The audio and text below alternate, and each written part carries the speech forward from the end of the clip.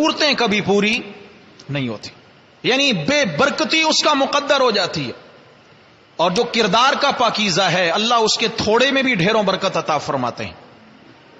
اور میں نے بتا دیا کہ بدکاری سے مراد کیا ہے. جسم کے جتنے اعضاء ہیں سب بدکاری کرتے ہیں، اور ہر ایک کی بدکاری کا سٹائل الگ الگ ہے. تو اس لیے فرمایا کہ یہ، اور پاؤں کی بدکاری کیا ہے کہ گناہ کی جانب چل کر جانا، گناہ کی جانب چل کر جانا. اس کے علاوہ دوسرا نقصان دنیا میں، یسیر محروما من الخیرات، یسیر محروما من الخیرات، بدکاری کرنے والا بندہ دنیا میں نیکیوں سے محروم ہو جاتا ہے، نماز کی توفیق نہیں ہوتی. ایک شخص ہے وہ اگر برائی کی محفل میں بیٹھا ہے، وہ اگر بری مجلس میں بیٹھا ہے، اب اس کا کیا بہانہ ہوگا؟ وہ جی میرے کپڑے ٹھیک نہیں ہیں اس لیے میں نماز کے لیے نہیں جا سکتا ہوں، میرا بدن ٹھیک نہیں ہے. اصل کیا ہے؟ دل ناپاک ہو گیا ہے میرے بھائی، کردار داغدار ہو گیا ہے. انسان نیکیوں سے محروم ہو جاتا ہے. نیکیوں سے جب بھی محروم ہو رہا ہے تو انسان سوچے کہ کہاں مجھ سے غلطی ہوگی. یسیر محروم من الخیرات. اور تیسرا جو نقصان دنیا میں ہے، یسیر بغیظا فی قلوب الناس، یسیر بغیظا فی قلوب الناس. حضرات صحابہ کرام فرماتے ہیں کہ اللہ اس شخص کی نفرت لوگوں کے دلوں میں ڈال دیتے ہیں. دنیا میں پہلا نقصان رزق کی تنگی، اور زنا کا دوسرا نقصان نیکیوں سے محروم، اور تیسرا نقصان لوگوں کے دل میں اللہ اس کی، ناراض ہو گئے بولتے نہیں جی، سو گئے. ایمان سے بتائیں یہ تینوں نقصان کم ہیں. آج ہم چاہتے ہیں نا جی دنیا میں سلام کرے، دنیا ہماری عزت کرے، ہم منظور نظر ہوں، ہر ایک کی نظر میں ہم محبوب ہوں، کوئی ہمارا دشمن نہ ہو. اگر چاہتے ہیں کہ ہم ہر دل عزیز ہو جائیں تو اپنے اخلاق، اپنا کردار پاکیزہ کر لیں. اور ایسا نہیں ہے کہ لوگوں میں بیٹھے ہیں تو اخلاق بھی اچھے، کردار بھی اچھا، اور اگر ہم اپنے طور پہ الگ مجلس میں ہیں، بند کمرے میں ہیں، تو پھر ہم سمجھتے ہیں کہ اب ہمیں کوئی نہیں دیکھ رہا. ایسی بات نہیں ہے. ایسی بات، جس کی خلوت و جلوت برابر ہو جائیں پاکیزگی میں، یہ سمجھے کہ اب اللہ نے میرا اخلاق پاکیزہ فرما دیا، اب اس کے اخلاق پاکیزہ ہیں. ورنہ تو یہ صرف دھوکہ ہے، دکھلاوا ہے. اس سے بڑا کیا فراڈ ہے کہ لوگوں کے سامنے اور ہے اور بند کمرے میں؟ اس سے بڑا فراڈ کیا ہو سکتا ہے؟ اپنے ساتھ دھوکہ ہے. تو اب آپ یہ دنیا کے 3 نقصان ہیں، اور آخرت کے 3 نقصانات میں زانی بندہ جو پہلا نقصان اٹھائے گا، غضب الرب، اللہ اس سے سخت ناراض ہوں گے. اللہ سے جب ملے گا تو اللہ کا غصہ اور جلال عروج پہ ہوگا. اللہ اس کو رحمت اور محبت کی نگاہ سے نہیں دیکھیں. اور جب اللہ تعالیٰ کی رحمت بھری نگاہ سے محروم ہو گیا تو بخشش کا کیا ہوگا؟ رحمت کیسے آئے گی؟ درگزر کیسے ہوگا؟ فرمایا غضب الرب، رب کا غصہ ہوگا. نمبر 2 شدت الحساب، اس کا حساب انتہائی سختی سے لیا جائے گا. حساب میں کوئی رو رعایت نہیں رکھی جائے گی بد کردار اور زانی شخص کے ساتھ. اور تیسری چیز الدخول فی النار، اس کو جہنم کی آگ میں ڈالا جائے گا. کون سی آگ؟ فرمایا وہی التی اللہ تعالی النار الکبریٰ، یہ وہ آگ ہوگی اللہ نے قرآن میں جس آگ کا نام رکھا بڑی آگ، النار الکبریٰ. فَإِذَا جَاءَتِ الطَّامَّةُ الْكُبْرَىٰ، وہ بڑی ہلاکت، بڑی آگ. فرمایا یہ آخرت میں 3. تو احباب ہم یہ سبق کے طور پہ یاد کریں کہ اللہ نہ کرے، اللہ نہ کرے، اگر کوئی شخص، کوئی مرد ہے یا عورت ہے، جوان ہے بوڑھا ہے، مرد ہے عورت ہے، لڑکا ہے لڑکی، اگر اس گناہ میں ملوث ہیں تو دنیا کے اعتبار سے روزی سے محروم، رزق میں برکت نہیں ہوگی، اور نیکیوں سے محروم، لوگوں کے دلوں میں اللہ اس کی نفرت ڈال دیں گے، اور آخرت کے اعتبار سے اللہ کا غصہ اور جلال عروج پہ ہوگا. حساب بڑی سختی سے لیا جائے گا، بالآخر جہنم کی آگ میں ڈالا جائے گا، جو آگ معمولی نہیں، النار الکبریٰ، بہت بڑی آگ ہوگی، بہت بڑی آگ. تو احباب عرض کرنے کا مقصد یہ ہے کہ یہ ساری چیزیں ہمارے لیے ہیں، یہ کفار کے لیے نہیں ہے. کافر تو ہے ہی اللہ کا باغی، جو مسلمان ہے مومن حیادار ہوتا ہے. نبی اسلام نے فرمایا کہ جب میری امت میں زنا عام ہو جائے گا، حل بحل بلا، مصیبتوں کے پہاڑ ٹوٹیں گے، پریشانیاں آپس میں گھروں میں دشمنیاں، ناچاکیاں، اولاد والدین کی نافرمان، میاں بیوی کے درمیان نفرتیں آج نہیں ہیں کیا؟ کیوں بھائی؟ اللہ اکبر.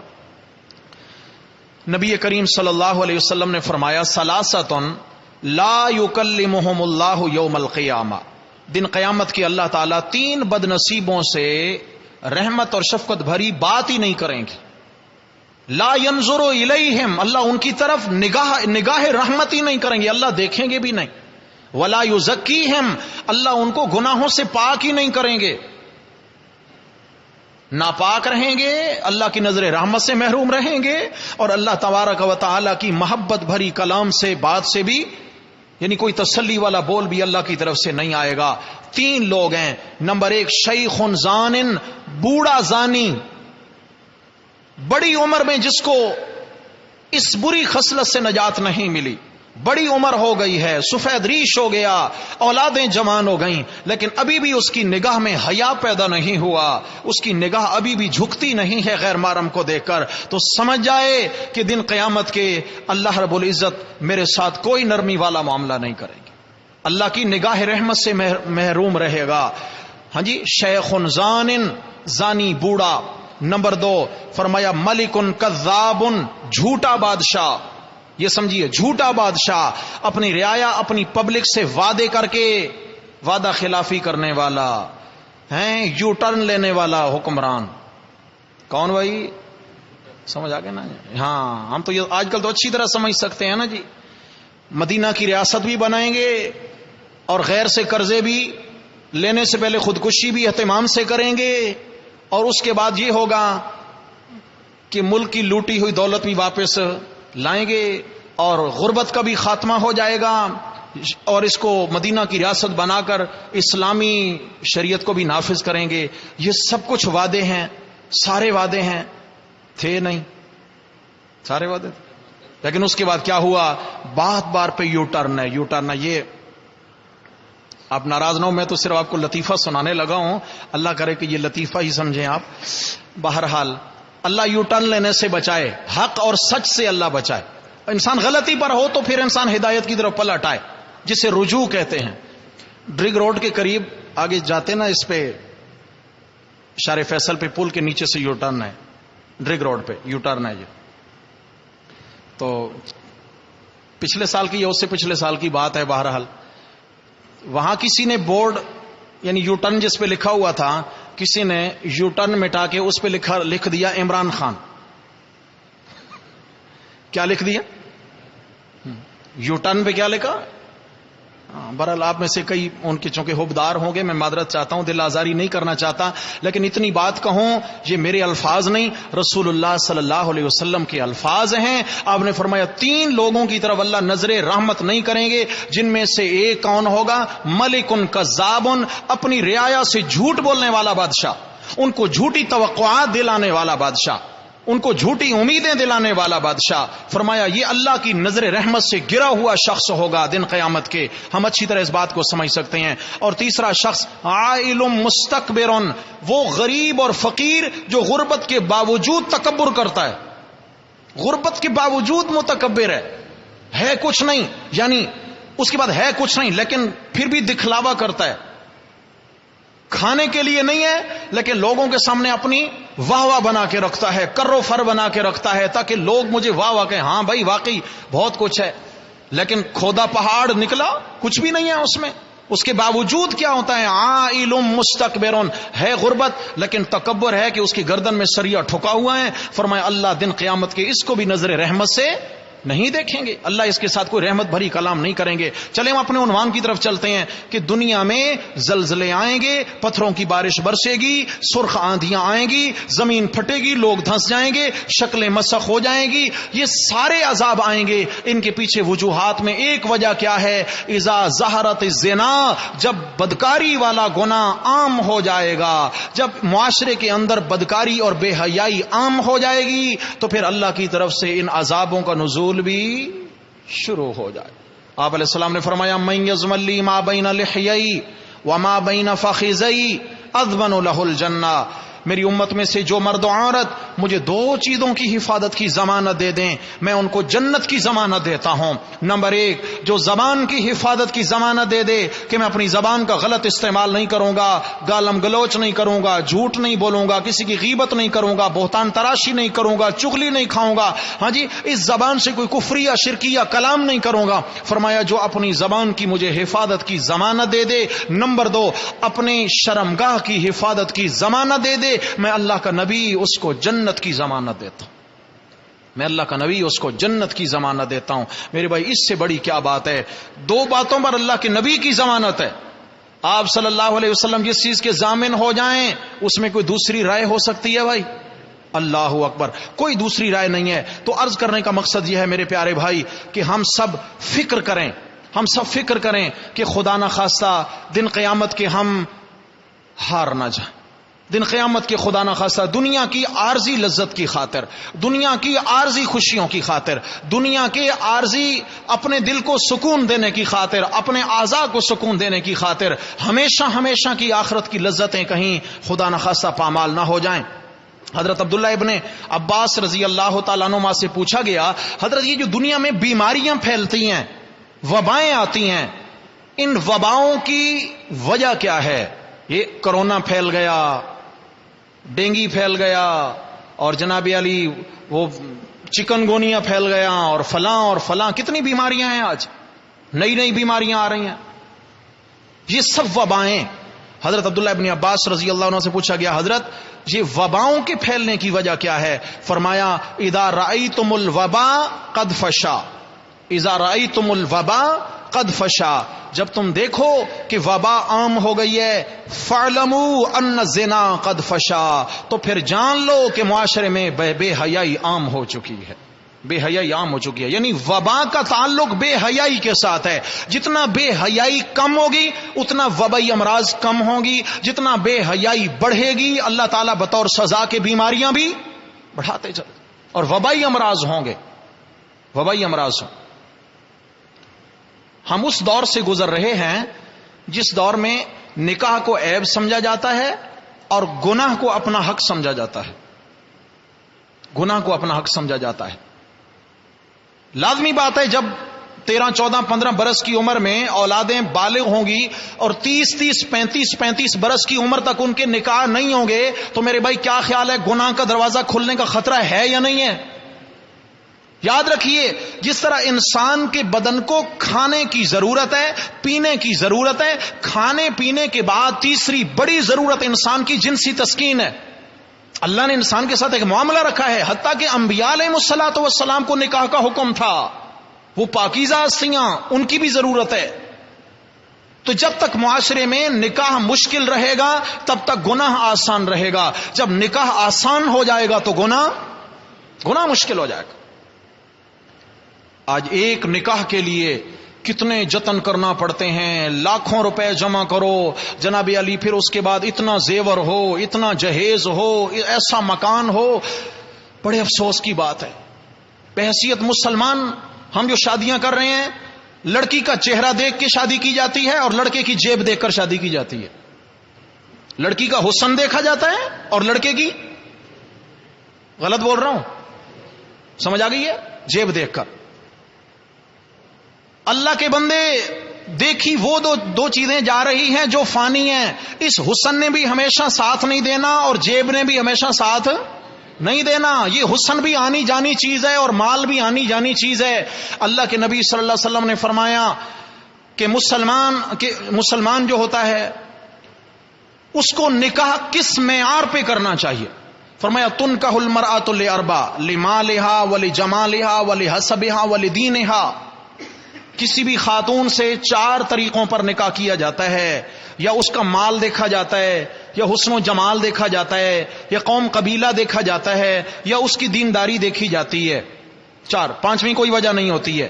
یہ 4 یعنی یوں سمجھیں کہ 4 قسم کے لالچ ہوتے ہیں. ایک لالچ ہوتا ہے بھائی اس بنیاد پر نکاح کا پیغام بھیج دو, مالدار ہے, اتنی جائیداد اس کے نام ہوگی, خوبصورت ہے, اچھا اچھے قبیلے سے تعلق ہے اس کا, یا یہ ہے کہ ماشاءاللہ شرم و حیا والی ہے, نمازی ہے, باپردہ ہے, دیندار ہے, حیادار ہے. اس لیے آپ علیہ السلام نے فرمایا فظفر بذات دین تربت یداک، اے ایمان والو تم خیال کرنا، ہمیشہ دین کو مد نظر رکھنا، ہمیشہ دین کو مد نظر رکھنا۔ کیوں؟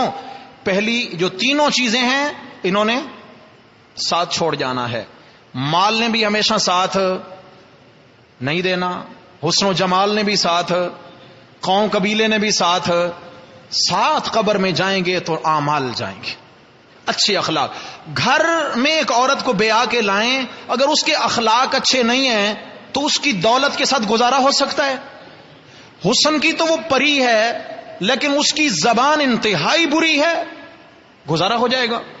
جی نہیں۔ پھر تو انسان کو سب سے زیادہ نفرت اس کا حسن دیکھ کے ہوگی، جس کی زبان گندی ہے، جس کے اخلاق اچھے نہیں ہیں، اور اگر شکل و صورت بھی اچھی نہیں ہے بھی غریب گھرانے کی، کوئی اعلیٰ قبیلے سے آئی ہوئی نہیں ہے، لیکن شوہر گھر میں ہے تو بھی اعتماد ہے، نہیں ہے تو بھی اعتماد ہے، اور شوہر کے ساتھ وفادار بھی ہے، حیادار بھی ہے، شب زندہ دار ہے، نمازی ہے، شوہر کے گھر کی محافظ ہے، اس کی عزت کی پہرے دار ہے، یہ عورت ہمیشہ شوہر کے دل پہ راج کرتی ہے، کرتی ہے نہیں کرتی ہے بھائی؟ اصل حسن جو ہے نا وہ ہے اچھے اخلاق اور اچھے کردار کا حسن۔ سمجھ آ گئی؟ اللہ تبارک و تعالی ہمارے معاشرے کی اصلاح فرما دے۔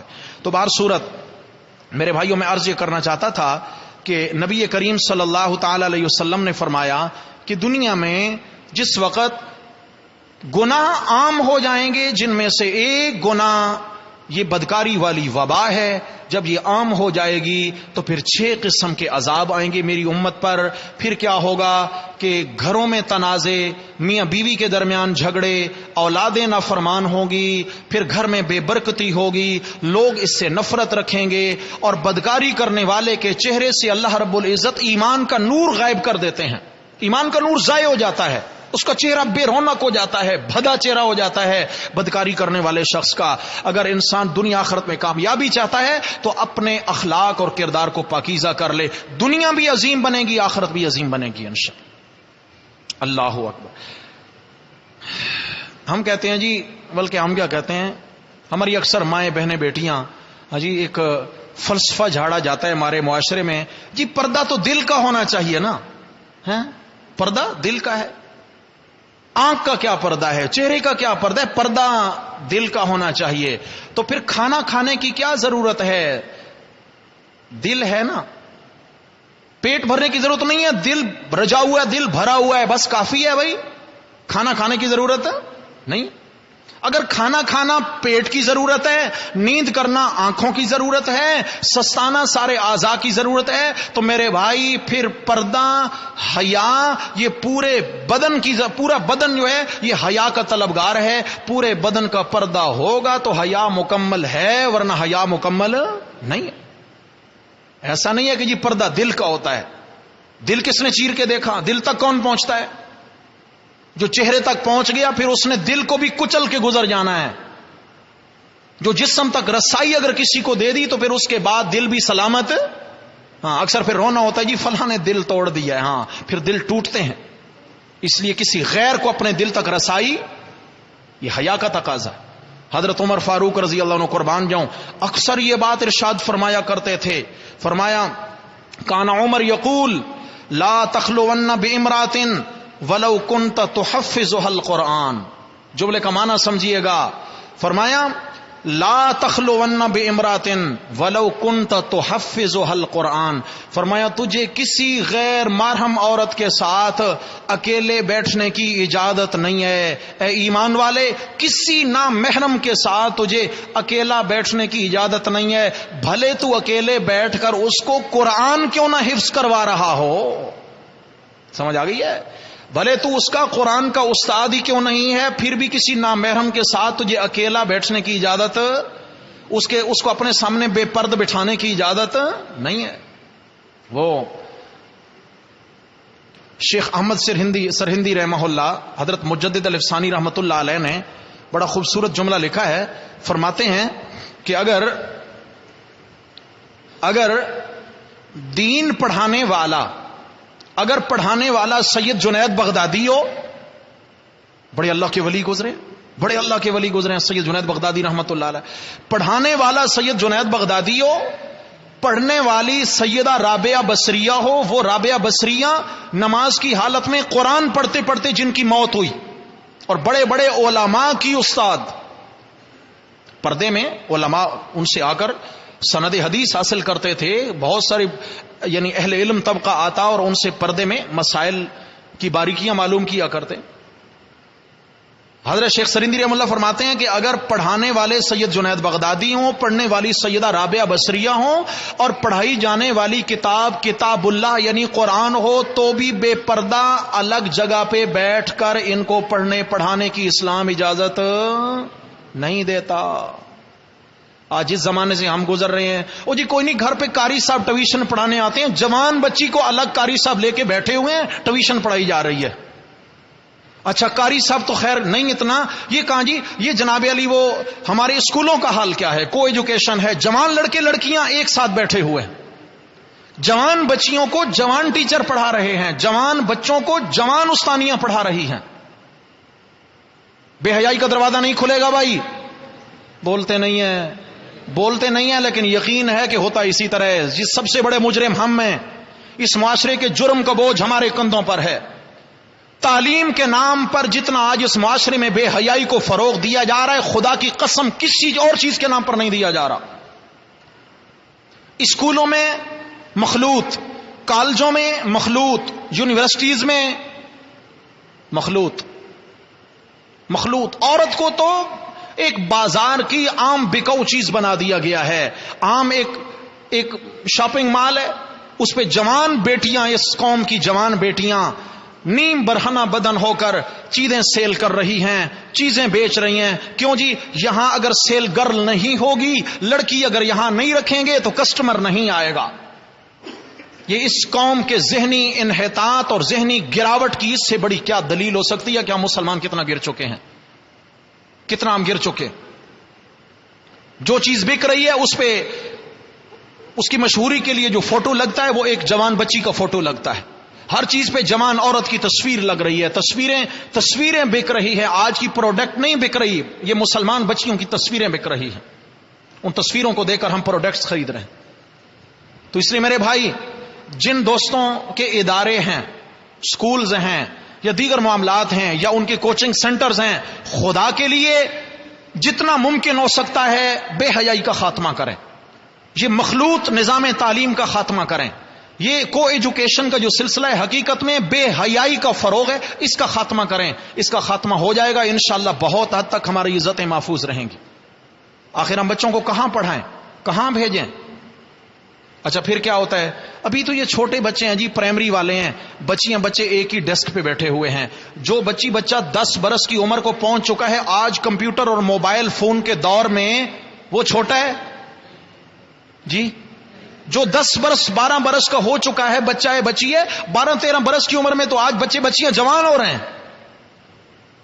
اور جب عمر کی اس سیڑھی پر ان کو ایک ہی ڈیسک پہ 6-8 گھنٹے ایک ساتھ بٹھایا جائے گا، تو پھر یہ ان کا قصور نہیں ہے کہ اگر ان کا کردار خراب ہو، ان کے اخلاق متاثر ہو جائیں، پھر ان کا قصور نہیں ہے، یا والدین کا قصور ہے یا اس ادارے والوں کا قصور ہے. سمجھ آ گئے؟ صرف ٹیوشن والے قاری صاحب کا بھی قصور نہیں ہے، یہاں کوچنگ سینٹرز بھی، یہاں سکول بھی، یہاں کالجز بھی، یہاں یونیورسٹیز بھی، یہاں ہمارا اوور آل معاشرہ بھی، حتیٰ کہ شادیاں ہو رہی ہیں تو جناب ناراضگیاں پیدا ہو جاتی ہیں. کیوں جی؟ اگر پارٹیشن کی تو ہم ناراض ہو جائیں گے. سمجھ آ گئی؟ پارٹیشن کرنے پہ ناراضگیاں ہو جاتی ہیں. بھائی یہ کیا طریقہ کار ہے کہ جناب علی عورتوں کو الگ بٹھا دیے گا، مردوں کو الگ نہیں جی، ہم تو اپنی عورتوں میں بیٹھیں گے. اس سے زیادہ بےغیرتی کا ٹھیکیدار کون ہو سکتا ہے جو چاہتا ہے کہ میری بیوی کو دنیا دیکھے اور میں دنیا کی بیویوں کو دیکھوں؟ اس سے بڑا بےغیرتی کا ٹھیکیدار کون ہو سکتا ہے؟ آپ علیہ السلام نے فرمایا دیوس کو اللہ کبھی جنت میں داخل نہیں کریں گے. پوچھا گیا یا رسول اللہ دیوس کون ہے؟ فرمایا جس کی عزت کے ساتھ کوئی اور کھلواڑ کرے اور اسے غیرت نہ آئے، یہ دیوس ہے. جس کی بیوی کے ساتھ غیر مرد کا تعلق ہے، غیر مردوں کے ساتھ جس کی بیوی بہن بیٹی رابطوں میں ہے، جو غیر مردوں کے سامنے بے پردہ ہو کر اس کی بہن بیوی بیٹی جاتی ہے، اسے غیرت نہیں آتی، اس کا نام کیا ہے جی؟ یہ دیوس ہے.